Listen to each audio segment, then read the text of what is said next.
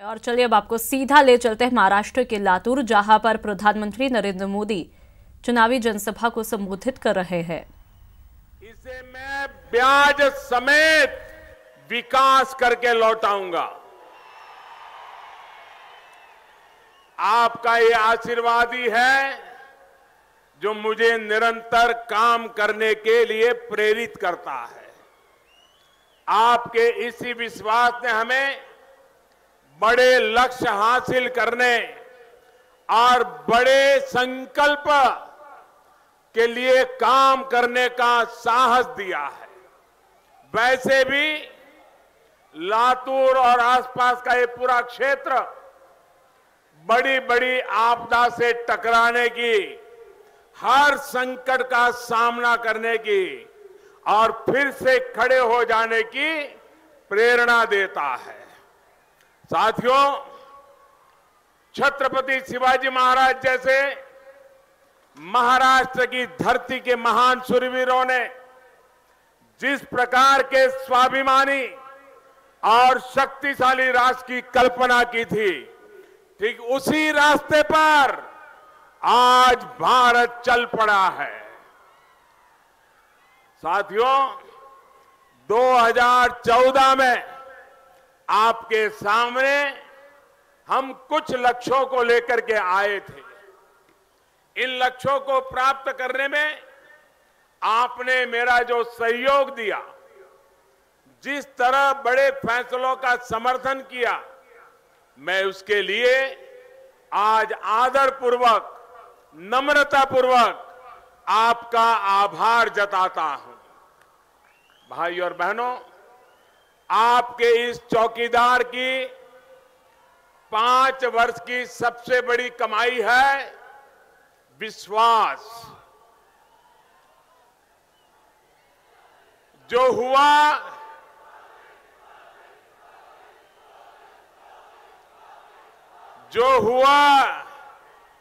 उसके लिए भी आपका ये चौकीदार याद आता है, और जो होना चाहिए उसकी भी जिम्मेदारी मेरे ही हिस्से में है। इसी विस्तार को विश्वास देते हुए संकल्पित भारत, सशक्त भारत बनाने का संकल्प हमने देश के सामने रखा है। साथियों, राष्ट्रवाद हमारी प्रेरणा है, अंत्योदय हमारा दर्शन है और सुशासन ये हमारा मंत्र है। इसी भावना पर नए भारत के निर्माण के लिए हम देश के जन जन, देश के हर नागरिक की भागीदारी चाहते हैं। एक तरफ हमारी नीति और नियत है और दूसरी तरफ हमारे विरोधियों का दोहरा रवैया है। साथियों, आतंकवादियों के अड्डों में घुसकर मारेंगे, आतंकवादियों के अड्डे में घुसकर मारेंगे, ये नए भारत की नीति है। आतंक को हरा कर ही हम दम लेंगे, ये हमारा संकल्प है। जम्मू कश्मीर में राष्ट्रवादियों के मन में हमने एक नया विश्वास जगाया है। अब जम्मू कश्मीर में स्थिति सामान्य बनने का हमारा संकल्प हम सामने देख रहे हैं परिणाम को। साथियों, घुसपैठियों की पहचान का हमने वादा किया था। ये बड़ा काम हम शुरू कर चुके हैं। अब घुसपैठ का पूरी तरह बंद करेंगे, ये हमारा संकल्प है। नक्सलियों पर प्रहार। और चलिए अब आपको जोधपुर ले चलते हैं, जहां पर वैभव गहलोत मंच पर जनसभा को संबोधित करने पहुंचे हैं। जोधपुर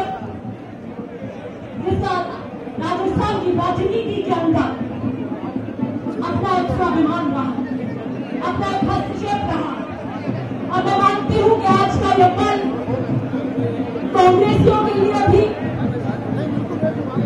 आदरणीय मुख्यमंत्री अशोक जी गहलोत के लिए, स्वयं हमारे प्रत्याशी युवा यशस्वी वैभव जी के लिए एक भावनात्मक पल होगा।